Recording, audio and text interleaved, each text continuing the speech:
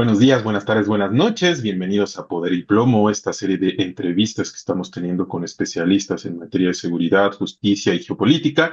El día de hoy toca con Carolina Jasso, quien es académica, quien es especialista en el tema de seguridad y violencia, y hoy nos va a hablar sobre todo de las medidas de este nuevo gobierno de la doctora Claudia Sheinbaum, digo, nuevo gobierno ya con un año y cacho de tajo, ¿no? Entonces, pues vamos a platicar sobre estas medidas, sobre todo a partir de la detención de este alcalde de Tequila, Jalisco, Diego Rivera Navarro, quien es detenido como parte de la operación Enjambre, que tengo entendido que inicia desde noviembre de 2024, es decir, también ya tiene más de un año, apenas iniciado el sexenio de la doctora Claudia Sheinbaum Pardo, inicia este operativo Enjambre que ha ido en contra, sobre todo al principio, en la entidad del Estado de México, para después extenderse a otros, como es el caso en esta ocasión de Jalisco y Tequila, ¿no?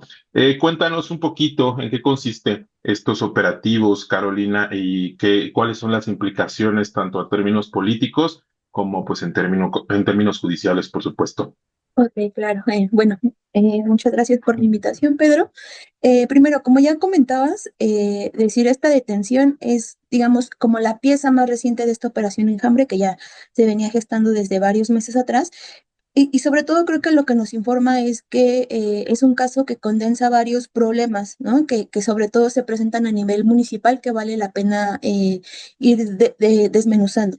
Primero, ¿qué es lo que sabemos, no? Pues Diego Rivera Navarro fue acusado de operar esquemas de extorsión contra empresarios tequileros y cerveceros, ¿no? También y sobre todo de mantener vínculos con una célula de un grupo criminal, ¿no? Del cártel Jalisco Nueva Generación. Pero aquí, además de, digamos, de esto que es lo más inmediato que sabemos, lo que me parece más interesante y todavía más revelador no es solamente la detención del alcalde en sí misma, sino también de quienes fueron detenidos junto con él, ¿no? Que en primera instancia fue el director de Seguridad Pública, el director del Catastro y Predial y el director de Obras Públicas, ¿no? Y digamos, si lo pensamos en términos de qué cargos estaban ocupando en el municipio, pues no son funcionarios cualquiera, ¿no? Son exactamente, digamos, los tres cargos que controlan las capacidades institucionales de un sistema que se necesita articulado para poder funcionar, ¿no? Digamos, este esquema de extorsión del que es acusado, ¿no? Si lo pensamos, digamos, de estas tres dimensiones, pues, digamos, el director de seguridad pública era quien tenía, ¿no? La capacidad de controlar quién patrulla, dónde, qué denuncias se atienden, cuáles se ignoran, ¿no? O sea, por ejemplo, si lo pensamos en términos de si un comerciante, un industrial, si un empresario va y denuncia la extorsión, digamos, su primera ventanilla es la policía municipal, ¿no? Y si es el director de seguridad pública quien forma parte de esta red, o sea, esa denuncia muere ahí, ¿no? Pero además, digamos, también, si lo pensamos como en términos del despliegue territorial, la policía tiene algo que no siempre el crimen organizado tiene por sí mismo, ¿no? Que es, digamos, la legitimidad para estar presente en cualquier punto del territorio, ¿no? Sin levantar sospechas, porque la policía, la Secretaría de Seguridad Pública Municipal puede vigilar, puede intimidar, puede cobrar, puede operar, digamos, todo este esquema, toda esta red de extorsión con el uniforme, ¿no? Entonces eso es como muy importante. Otra cosa, sobre el director de Catastro, y también, digamos, es una pieza fundamental, es quien tiene el acceso a todos los registros de propiedad, ¿no? De todo el municipio. ¿Quién es dueño de qué? ¿Cuánto vale? ¿Dónde está? Se tiene información sobre el fisco, ¿no? ¿Quién paga? ¿Cuánto paga? ¿Quién está rezagado? Entonces, digamos, para una operación de extorsión, este es como un mapa completo de que tenemos que tener en cuenta. Y luego también, pensando en el director de obras públicas, pues también es quien sabe, ¿no? Cómo se controlan los permisos de construcción, las licitaciones, los contratos, ¿no? También, digamos, es el área típicamente donde se mueve el mayor dinero del presupuesto municipal.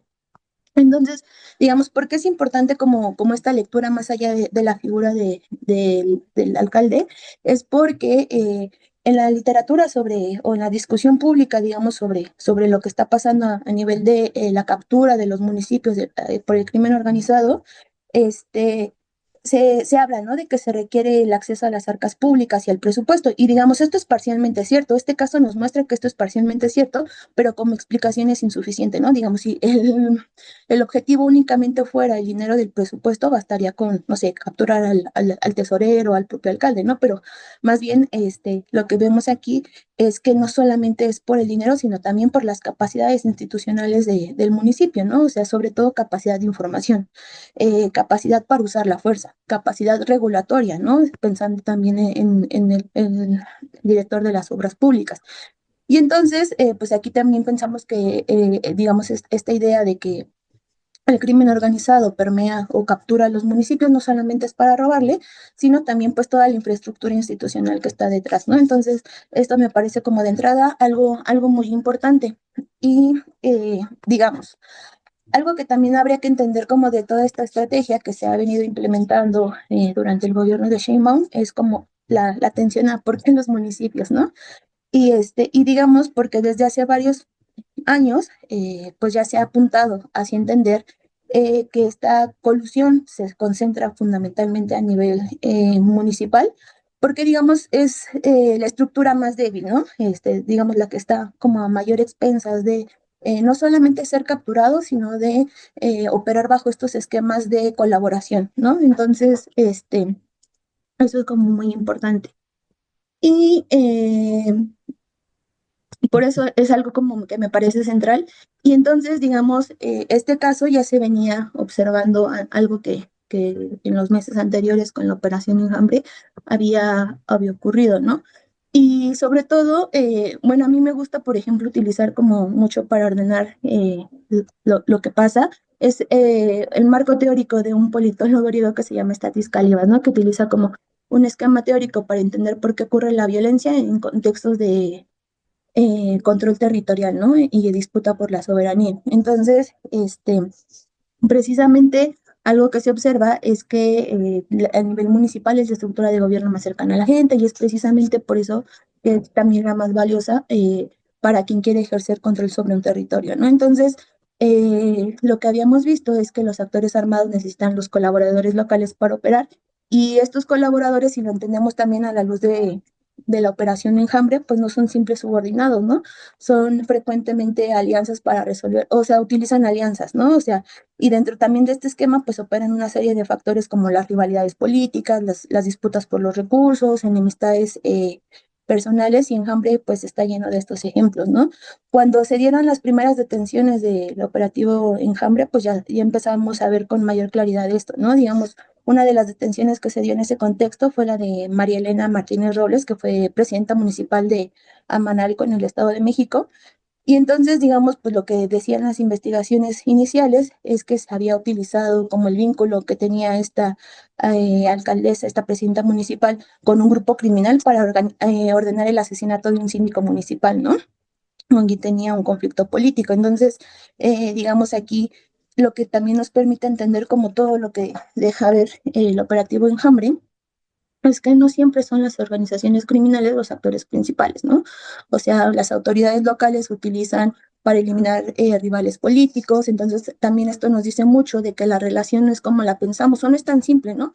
No es el crimen el que manda y el municipio el que obedece, ¿no? Es más bien una imbricación donde cada parte usa uno al otro. Entonces, no sé si tengas como alguna reacción, alguna pregunta. Claro que sí, muchísimas gracias, Caro. Mira, yo tengo varias preguntas justo de este papel del municipio y del Estado como estructura institucional, ¿no? Entonces entiendo que no se sustituye al Estado, sino que se monta una estructura para utilizar la misma infraestructura y el personal del Estado para operar a nivel territorial, ¿no? Que muchas veces se dice que el crimen ha llegado a sustituir al Estado cuando en realidad pues el Estado sigue operando. ¿Cómo funciona esa línea que demarca, digamos, porque al final el Estado requiere de cierta legitimidad para seguir operando en lo cotidiano, ¿no? Si requiere seguir operando en términos prácticos para pues, seguir manteniendo una legitimidad mínima, ¿no? ¿Cómo funciona en este caso esa línea? ¿Qué fue ¿Cuál es la línea que demarca que entren las autoridades, que sea necesario irrumpir en determinado municipio, pues para desplazar, para suspender las labores, en este caso, por ejemplo, del presidente municipal, de secretario de Seguridad Pública, ¿no? ¿Cuál es la línea justamente que ha estado manejando este gobierno para poder ingresar en estos municipios?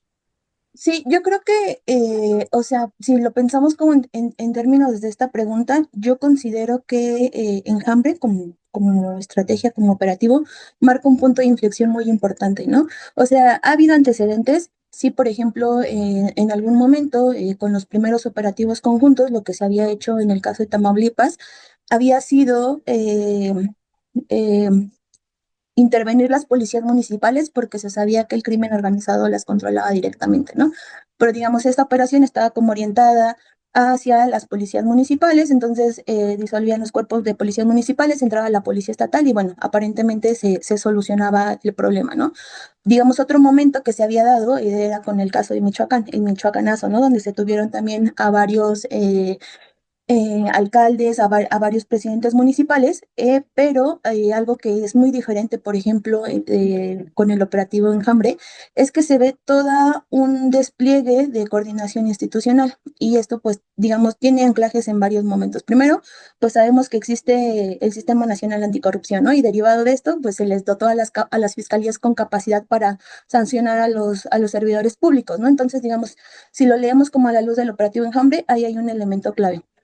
Ahora, ¿qué fue lo que pasó con el operativo Enjambre, ¿no? Que, digamos, es resultado como de esta coordinación institucional y fue lo que hizo, lo que se observó en las primeras acciones, ¿no? O sea, llevó como a la detención simultánea de varios presidentes municipales, de varias personas que estaban coludidos, también, digamos, con un poco con la intención de que no hubiera alertamientos, de que no pudieran huir, que sí hubo algunos casos, pero digamos, eran los menos, ¿no? Entonces, digamos, algo que también nos deja ver el operativo Enjambre y que también había mencionado la presidenta hace unos días en la conferencia matutina, es que estas operaciones son, digamos, no están como vinculadas a un solo partido. Entonces, digamos, ahí se tira como esta idea o esta potencial hipótesis de una persecución política, ¿no? Porque quienes han sido detenidos bajo este operativo, pues son de Movimiento Ciudadano, del PRD, del PAN, del PRI y de Morena, ¿no? Y digamos, también esto es como un mensaje muy importante, ¿no? O sea, un alcalde, el alcalde de Tequila, había ganado por el partido político de Morena, pues da cuentas de esto, ¿no? Digamos, es un costo político importante, ¿no? Pero también me parece que este tipo de acciones, pues, envían un mensaje de legitimidad. O sea, nadie, incluso, ¿no? Los candidatos o los alcaldes que están siendo electos bajo el partido político de Morena, pues escapan de esto, ¿no? Y creo que también es una señal clara. Ahora, también en términos de legitimidad, pues faltaría evaluar con mayor rigor, pues cuál es el paso a seguir, ¿no? O sea, por ejemplo, en Tequila se detuvo al presidente municipal, a los funcionarios públicos vinculados con el tema de la extorsión y contactos con el crimen organizado, pero algo que también estamos pendientes por entender es que sigue, ¿no? O sea, porque de entrada va a entrar la policía estatal seguramente a hacerse cargo de la seguridad pública en Tequila, pero ¿qué va a pasar, no? O sea, ¿cómo se va a sustituir? Digamos, con Enjambre se están desarticulando esta red de corrupción, extorsión, crimen organizado, pero todavía queda un poco vacío a entender qué va a pasar después de que esto se haga, ¿no? Y digamos, también ahorita es una estrategia que ha estado muy contenida sobre todo al Estado de México, en varios municipios, y bueno, ahora se presenta en el Estado de Jalisco. Pero habrá que preguntarse también, o sea, ¿es un modelo o es una estrategia que se puede llevar a otros municipios? Y si es así, o sea, ¿cuánto tiempo va a llevar y cómo se va a sustituir, ¿no? Porque puedes quitar a los funcionarios que ahorita están como operando estas redes de colusión criminal, pero ¿cómo vas a evitar que esto se vuelva a reproducir, ¿no? Dentro de los municipios. Entonces, es como un tema que también está todavía pendiente y que pues no hay que soltar, ¿no? Porque no queda muy claro cómo se va a hacer para que no se vuelva a repetir la estructura, ¿no? De extorsión, colusión con el crimen organizado. Claro, y también me pregunto sobre el papel del gobierno del estado, en este caso Jalisco, y el gobierno, por ejemplo, del Estado de México con Delfina Gómez, ¿no? Entiendo, digamos, justo una de mis preguntas venía A colación de la diferencia con lo que ha ocurrido en otras ocasiones, pensaba justamente en el Michoacanazo. Entiendo que en el Michoacanazo, pues como pues la literatura lo ha dicho, ¿no? Guillermo Trejo y Sandra Ley han manejado esta hipótesis de que con Felipe Calderón el despliegue territorial respondió principalmente a factores políticos antes que a factores pues del crimen o de la criminalidad en general, ¿no? Y después estos casos se cayeron en su gran mayoría, ¿no? No hubo seguimiento, no hubo sentencias condenatorias. Me preguntaba si existe algún indicio de que esta ocasión va a ser diferente. Entiendo primero que un indicio es que no van en contra de los adversarios políticos, sino también han ido en contra de gente pues aliada en el partido en el poder que es Morena, ¿no?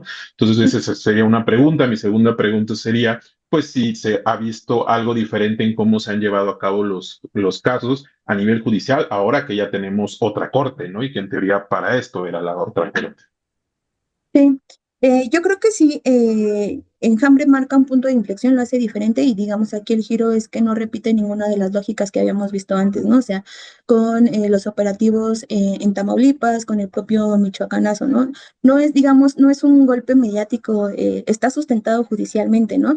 De hecho, a partir como de las primeras operaciones de Enjambre, ya se tienen cerca de 18 sentencias condenatorias, ¿no? Entonces, digamos, aquí también hay algo que observar, ¿no? O sea, ¿cómo va a ser o sea, o a preguntarnos, ¿no? ¿Cómo va a ser el proceso de transformación institucional? O sea, porque, digamos, ya está interviniendo la policía estatal se está haciendo cargo de la seguridad pública, también, digamos, la intervención arranca con investigaciones criminales, no son decisiones políticas, tampoco, digamos, no es una reforma estructural que se proponga desde arriba, porque no propone cambiar la ley, ni limitar, ni eliminar en estos casos a las policías municipales que están involucradas o a los secretarios de seguridad pública municipal, sino lo que se está haciendo es algo que no se había intentado sistemáticamente antes, ¿no? O sea, como desmontar la interfaz específica entre el gobierno municipal y el crimen organizado. O sea, no es un operativo que va contra los criminales ni contra la estructura policial, sino va contra funcionarios concretos que usan las capacidades institucionales del municipio para servir a las organizaciones criminales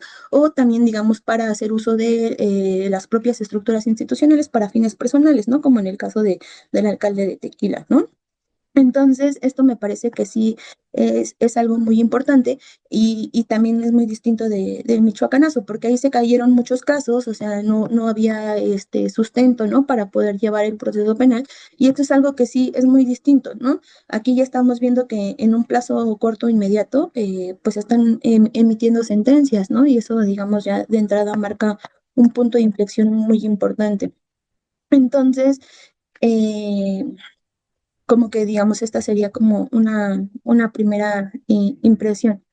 Pero igual también considero que todavía es un momento como muy temprano para afirmar categóricamente o hablar como del éxito de la operación, pero sí, ya, o sea, si dimensionamos cuántos funcionarios han sido detenidos, pues al menos más de 70, ¿no? Y son como perfiles muy específicos. Y también algo que nos deja ver Enjambre es que la cooperación, la capacidad operativa, digamos, con esta idea de responsabilidad política, no se había visto antes, ¿no? O sea, por ejemplo, esta sentencia, una de las sentencias de las primeras detenciones que fue a la exalcaldesa de Amanalco, pues ya al menos la condenaron por 70 años, ¿no?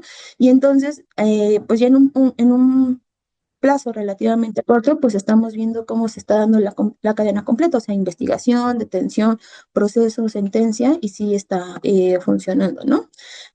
Ahora justamente habría que preguntarse, si se puede mantener este ritmo sin que se convierta en un ejercicio puramente reactivo, ¿no? De caso por caso. Luego, lo que ya te mencionaba, ¿no? O sea, cómo modificar las condiciones que hacen posible la captura o los mecanismos de control de las estructuras municipales por el crimen organizado, ¿no?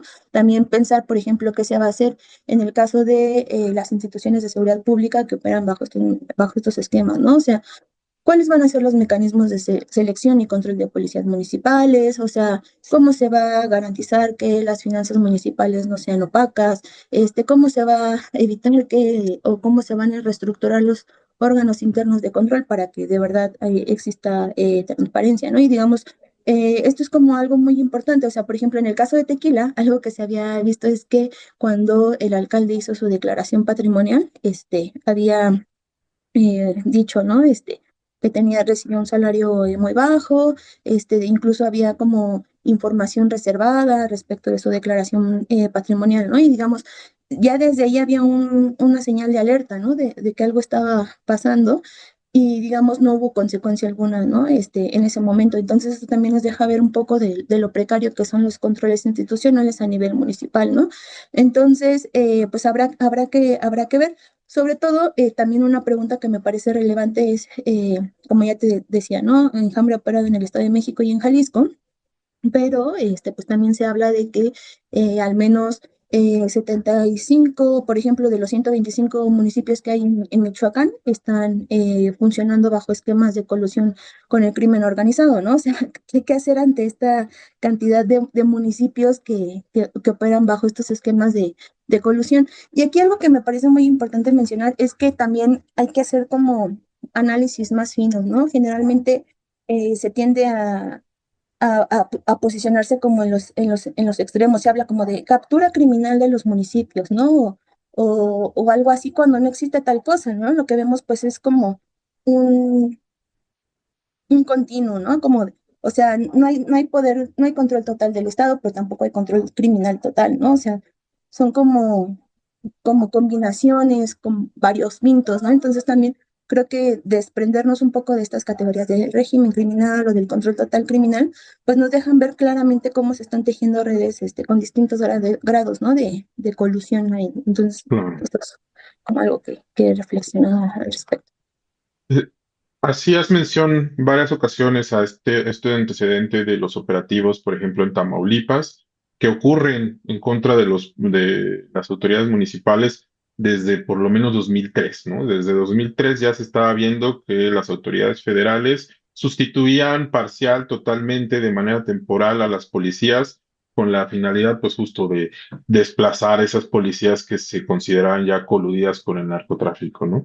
En el caso de Tamaulipas ocurrió un fenómeno en ese entonces pues bien interesante, pues que más bien entraron por el gobernador, ¿no? En ese caso fue Tomás Yarrington, que tenía el control casi total a nivel político del estado porque pues la gran mayoría de los municipios eran pertenecientes al PRI e iban a votar seguramente por el PRI en ese entonces, ¿no?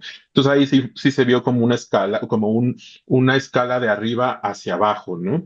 En el caso de Tequila, regresando al presente, pues me parece que hoy la diversificación de política hace mucho más difícil rastrear estas cadenas de poder que ocurrían incluso adentro de los mismos partidos, en ese caso el Partido Revolucionario Institucional, el PRI, ¿no? Que en el caso de Tequila, pues entiendo que pertenece a Morena, mientras el gobierno del estado es de Movimiento Ciudadano, ¿no? Me pregunto si existen casos, si se puede rastrear casos en donde se ve esta coordinación como perversa, ¿no? Porque se habla mucho de la coordinación como clave dentro de los operativos institucionales entre municipios, estados y federación. Si en casos, por ejemplo, como Guanajuato o Querétaro, donde gobierna mayoritariamente el PAN y que justo tienen esta posibilidad de ingresar desde arriba hacia abajo, se puede ver distinto y si requeriría en este caso, pues una estrategia distinta. Sí, eso me parece muy interesante porque lo que nos ha mostrado varios análisis y la evidencia empírica es precisamente que esta heterogeneidad partidista en los distintos niveles de gobierno dificulta todo, ¿no? Yo, Ujú. por ejemplo, en la tesis doctoral analicé cómo cuál era el efecto, ¿no? De la militarización en el uso de la violencia y cómo pues esta relación entre el Estado y el crimen organizado producía más o menos violencia, ¿no? Digamos, una de las variables que analicé fue precisamente la alternancia política, ¿no? Y cómo estaba configurada el poder estatal y local, ¿no? Y digamos, uno de los hallazgos que encontré es que cuando hay un partido municipal distinto del gobierno, del gobierno estatal, esta coordinación institucional se vuelve más compleja, ¿no? Y esto incluso puede contribuir a que la violencia escale por distintas formas, porque hay dificultades para coordinar, para ponerse de acuerdo, porque hay disputas personales incluso, ¿no? Que pueden modificar las dinámicas de violencia. Entonces, digamos, algo que también deja muy claro el operativo Enjambre es la intervención directamente de la federación en los municipios, ¿no? No necesariamente coordinado o mediado por el gobierno estatal. Entonces, pues esto yo creo que sí toda acción, toda intervención gubernamental tiene consecuencias, ¿no? Y pues al menos en el caso de Enjambre, pues no, es muy poco el tiempo para evaluar qué va a pasar, ¿no? Pero definitivamente creo que esta heterogeneidad de partidos en los distintos niveles de gobierno puede ser un factor que complique, ¿no? Habrá que evaluar porque precisamente algo que ha quedado como ahí abierto es cuáles fueron las consecuencias de las primeras detenciones con el operativo Enjambre. O sea, ya sabemos que se emitieron sentencias, ya sabemos que hubo detenciones, pero no estamos dándole un seguimiento a cómo ha seguido ahí, ¿no? O sea, quién está ocupando ahí el poder, ¿no? Entonces, eso es algo que me parece importante y pues que hay que seguir analizando. Pero definitivamente creo que la heterogeneidad partidista va a ser un elemento clave, porque evidentemente a los estados, al gobierno estatal, si es distinto del partido en el poder, ¿no? De Morena, pues seguramente va a causar disputas porque está interviniendo la federación directamente en los municipios. O al menos esto es lo que ha dejado ver las primeras acciones del operativo Enjambre. Por supuesto, muchísimas gracias, Caro.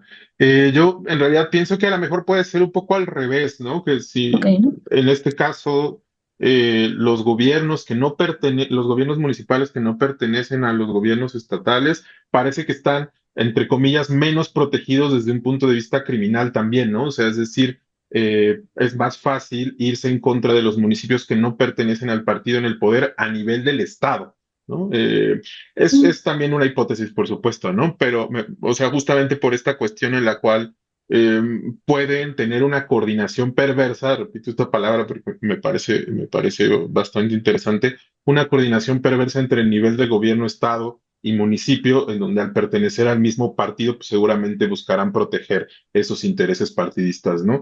En este caso, pues me parece muy interesante que sea el gobierno federal, gobernado por Morena, que se va en contra de un municipio gobernado por Morena, intermediado por un estado gobernado por Movimiento Ciudadano, ¿no? O sea, eso me parece que hay que ponerle bastante atención y pues sobre todo qué va a pasar a nivel de la operación política territorial en estos municipios, ¿no? Porque entiendo que este alcalde incluso llegó a amenazar y a secuestrar a sus posibles rivales dentro del mismo Morena, ¿no? Entonces ahí me parece bastante interesante ver si la operación política a nivel territorial puede pues mejorarse, ¿no? En un sentido de vista democrático, podríamos ver una forma mucho más transparente de elección de líderes a nivel municipal a partir de justamente que no están mediando estas estructuras criminales o si por el contrario en realidad no es tan relevante la captura de presidentes municipales y el desplazamiento de estas autoridades, ¿no? sí, sí. No, pues, a mí me parece súper interesante este caso en particular, porque precisamente creo que independientemente de todo lo que implica, es un mensaje muy claro para el partido, ¿no? O sea, Claro. también de cara a las elecciones que se van a llevar, las elecciones intermedias, las elecciones federales, ¿no? Que, digamos, todavía falta un poco, pero pues es que si pensamos propiamente en cómo se configuró Morena, o sea, primero fue como un partido que le dio apertura a muchas personas, a muchos candidatos de otros partidos y estamos observando, ¿no? Cómo se está comportando, cómo se está justamente estos problemas de colusión, pues más allá, digamos, de ser una estrategia de seguridad, creo que lanza un mensaje hacia a una reestructuración del partido, de lo que puede pasar, ¿no? Y también algo que me parece muy interesante que mencionabas es que, digamos, este tema de la violencia política ha estado también como en la discusión pública de unos varios años para acá, ¿no? Entonces, algo que se mencionaba es que, por ejemplo, mucha de esta violencia política es entre rivales, ¿no? De diferentes partidos. Y ahorita este caso revela que dentro de un mismo partido puede haber pugnas, ¿no? Puede haber ahí toda una, una estrategia para desarmar a rivales políticos del mismo partido. Y creo que esto, más allá de limitarse como a una propia estrategia de seguridad, es un mensaje muy claro para quienes militan, para quienes pretenden una candidatura dentro de Morena, ¿no? Y es claro, ¿no? O sea, vamos a cuidar, ¿no? Lo que estamos haciendo a nivel político, ¿no? Con el Claro. partido. Entonces eso me parece muy interesante y es otra lectura también que se le puede dar a Ujú. Enjambre y en particular a esta detención. Fíjate que esto que acabas de mencionar es bien interesante. A mí me parece que si volteamos la vista a Michoacán, con el caso de Carlos Manso y algunos otros presidentes municipales que han sido asesinados allá, pues llama la atención que la gran mayoría han estado, al menos de manera indirecta, en la Cuarta Transformación, como es el caso de Carlos Manso, quien en algún momento militó por Morena y después se lanzó como independiente. Hay también una alcaldesa del PT. Asesinada allá en Michoacán, ¿no? Entonces lo que vemos en realidad es que la violencia pues está apuntando también a agentes del mismo poder en función de que ahí es donde se va a disputar el acceso al poder a través del partido que es Morena, ¿no? O sea, ya sabemos que en muchos estados y en muchos municipios pues tienen el triunfo asegurado, entonces, ¿dónde va a surgir la violencia política en esos municipios o en esos estados? Justamente en contra de las personas adentro del mismo partido, ¿no? Entonces ya hoy en día pues vemos otra cosa de lo que veían hace algunos años Sandra Ley, Guillermo Trejo y otros especialistas que han hablado sobre esa tensión política relativa a la violencia del crimen organizado, ¿no? Te agradezco muchísimo, Caro. No sé si quieras agregar algo más antes de cerrar la entrevista. No, pues sería todo, o sea, muchas gracias por el intercambio y bueno, pues seguimos aquí. Con gusto. Muchísimas gracias. Hasta luego.